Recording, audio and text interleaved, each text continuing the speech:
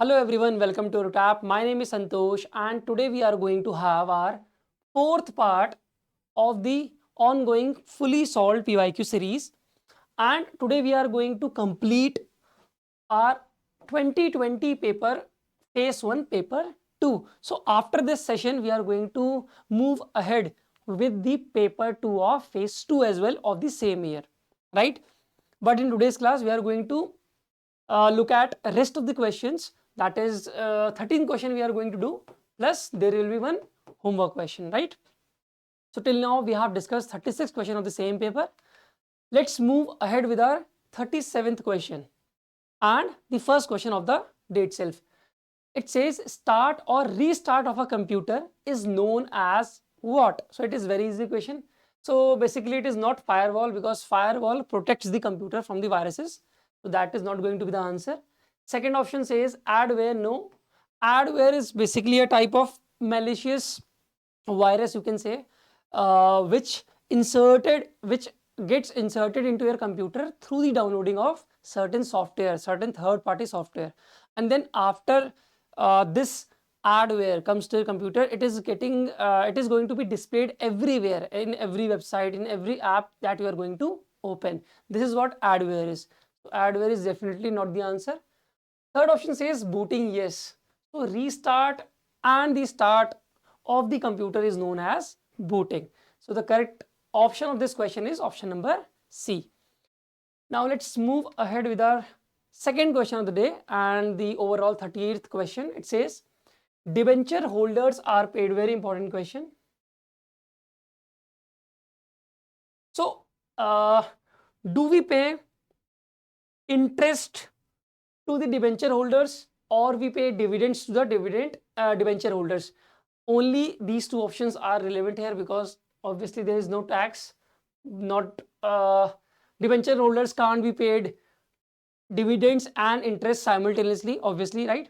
So what happens now? Please understand this very carefully. Debenture holders are basically our creditors. They are not the shareholders, right? So debentures are the type of debt that they are giving to us. So we are floating debentures and we are getting paid for floating those debentures, and they are acting as a creditor. So what do we pay to our creditors? We pay interest, not the dividend. And whom do we pay the dividends? We pay dividend to the shareholders, to the members, not to the creditors, right? So the correct answer of this question would be interest. So debenture holders are paid interest, not the dividends. So easy enough? Yeah, so option number B is your correct answer. Now let's look at 39th question. It says if there is no consideration, then the agreement is what? So whether it is void agreement or it is voidable agreement or it is legally enforceable, no, obviously both A and B, it can't be void and voidable both for this question. So the confusion students might be having with regard to this question is between two options, that is void and the voidable, right? So let's try to first understand what is this void and what is this voidable. Then we are going to discuss what is the answer of this particular question. See, in the void agreement now, void agreement is basically not enforceable at the beginning of the contract itself. That means it is invalid at the beginning itself.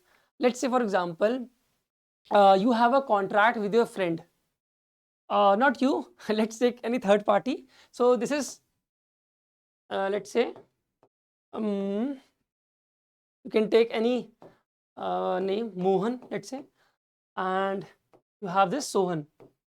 So Mohan says to Sohan that I will basically steal something from a shop and I am going to sell that particular thing to you at a predetermined price of, let's say, 1000 rupees, and he agrees, right?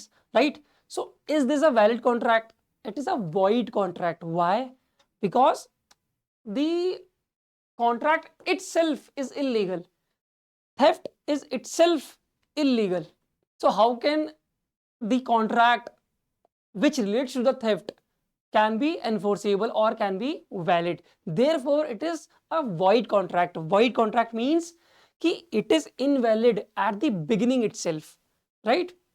And what is this voidable?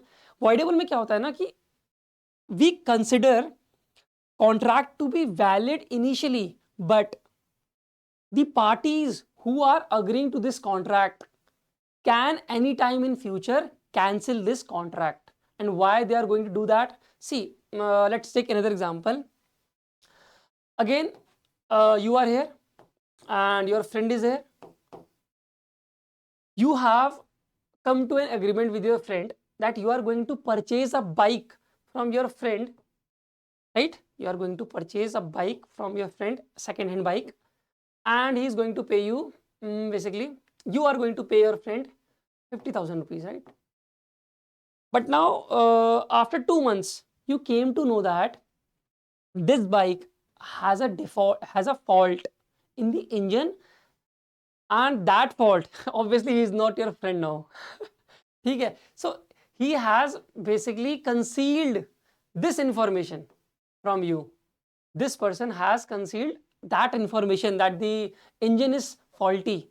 He has concealed this information from you, but you have purchased the bike. So now you can basically cancel this contract and you can ask your money back here.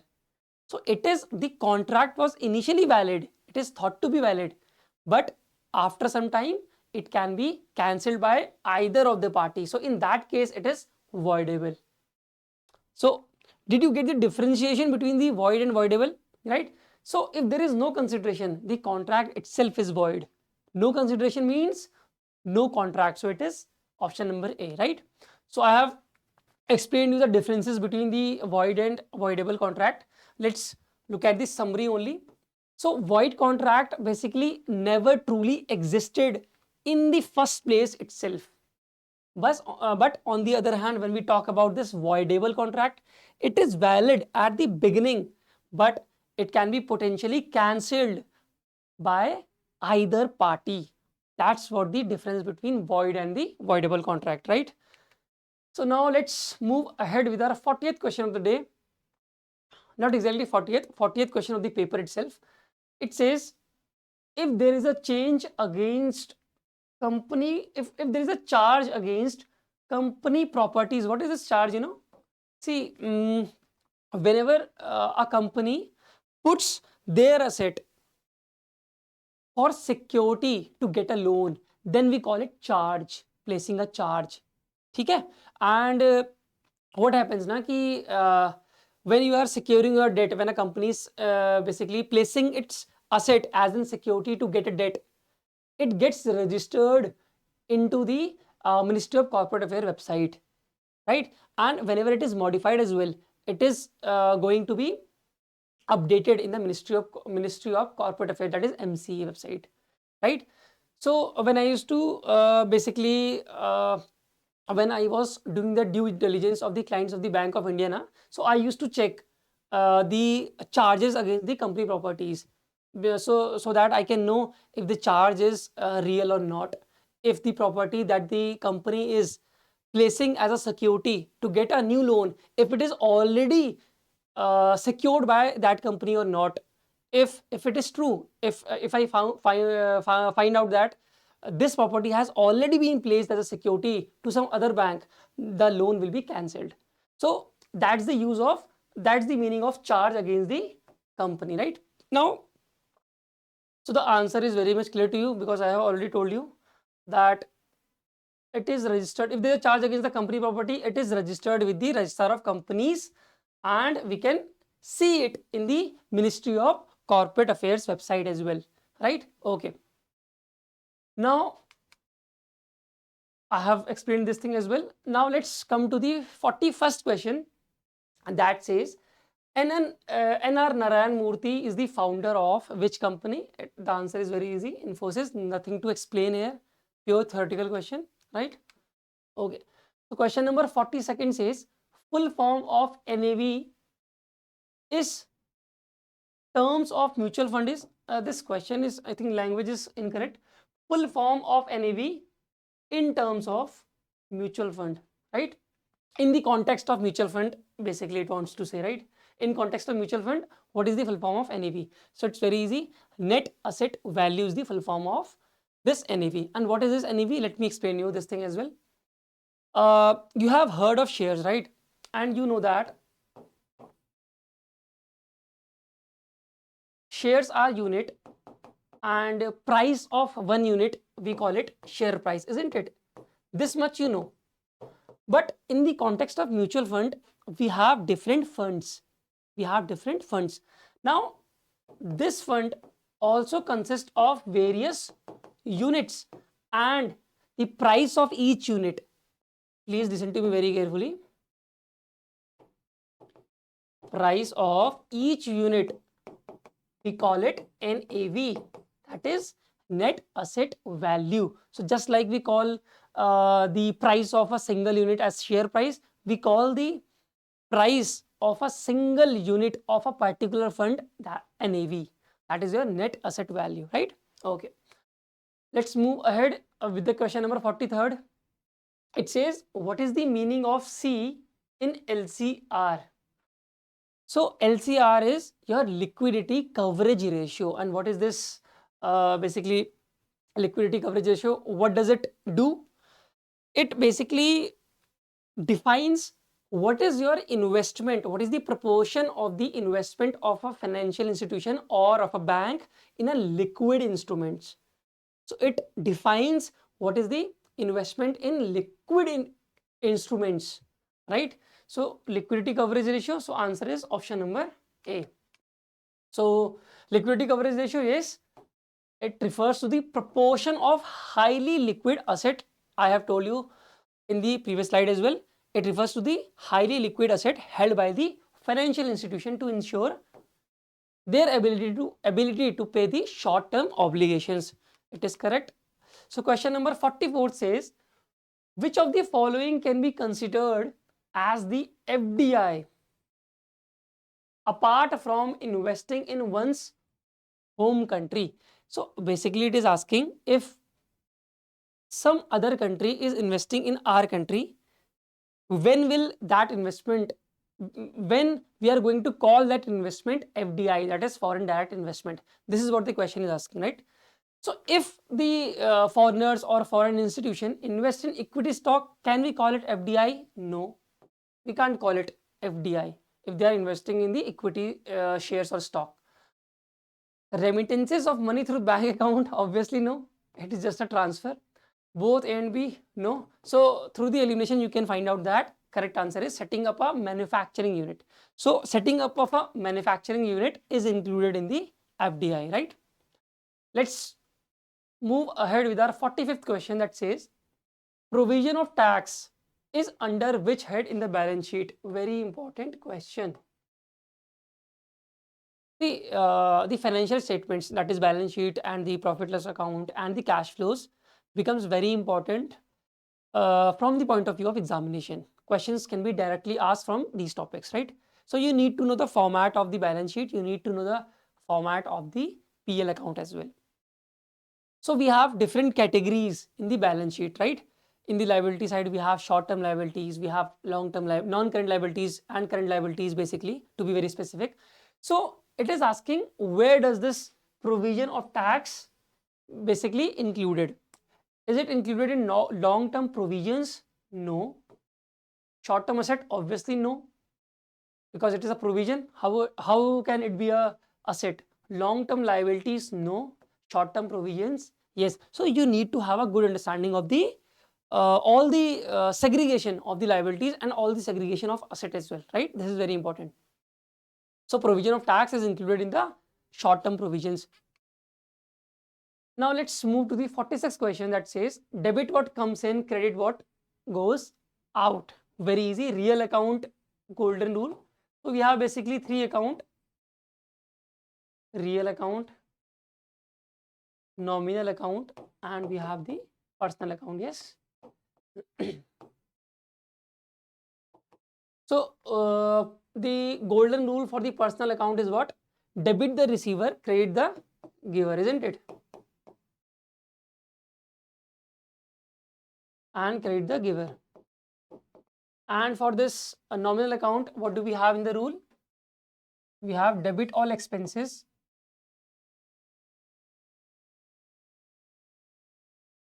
and credit all gains. So now real account is left. So real account we already know, debit what comes in, credit what goes out, right? And what is this real account? What do we include in the real account? Do you know? So basically the cash account, assets account, all the assets account who have certain value should be included in the real account. And what is this nominal account? Nominal account are basically income and expenses account. And what is this personal account? As the name is suggesting, any person, any artificial person as well will be included in the personal account, right? So option number C is the correct answer here. Debit what comes in, credit what goes out. Next question we have is, which of the following would be best for process improvement? So management is there and it has formulated a process. Question is asking about the method or the best possible method for process improvement. It is asking about the method to improve the process, right? So first option says concurrent control, no. Feedback control, yes. So whatever the employees have planned or whatever the laborers have planned to produce, right? Management is going to see if that has actually been produced or not. And then they are going to change or improve their process. So that is what your feedback control is, isn't it? So correct option is option number B. So feedback control is the process that manager can use to evaluate how effective the team is meeting their target, right? So what they have actually planned and what is the actual production, they are going to compare it and then they are going to improve the process itself. Now next question we have is, what kind of ratio is current ratio? So very easy, current ratio is basically what? Current asset upon current liability. So I will write it here. And it is asking about the type of ratio it is. Is it liquidity ratio? Is it activity ratio? Is it profitability ratio? Is it solvency ratio? It is basically liquidity ratio. And why it is liquidity ratio? Because it is showing the liquidity of the company. How? It is comparing current asset with the current liabilities. That's why. What are the current assets? Current assets are those assets, those resources we have through which we are going to get payment within 1 year of time or within the operating cycle, right? And what is this current liability? The obligations we have, the obligations that we have to pay outside within 1 year.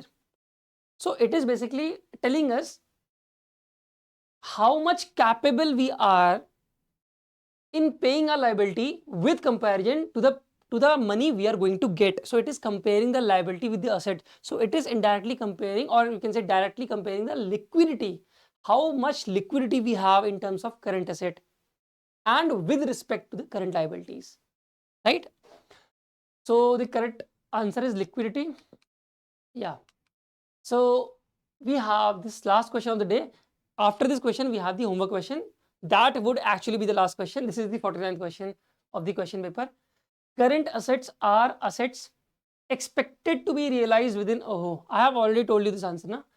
So it is expected to be realized within 1 year itself. So the answer is 1 year, option number C. Now question number 50th says, that is your homework question and you need to answer in the comment section what is the answer of this question number 50. And out of 13 question we have just discussed till 49th question, how many marks you are getting out of 13? That also you need to comment. So basically if you are getting more than 6 or equal to 6, that is fine, because see, it's just the initial phase. You might not have a very good understanding of the topics we have discussed if you are not very much comfortable in the basics of the components that are asked in the SEBI examination. Don't worry about that. So by analyzing these papers, you should have a good understanding how the questions can be asked and how you should go from now with your preparation, right? That's what the purpose of this whole series. Don't worry if you can't able to score good marks in this paper, right? Because it's just the beginning. You need to now analyze it and you need to speed up your preparation, right? So whenever you are studying, just try to connect the questions that has previously been asked while you are studying, so that you can frame in your mind that okay, this topic is here and questions like this can be asked in the future examination.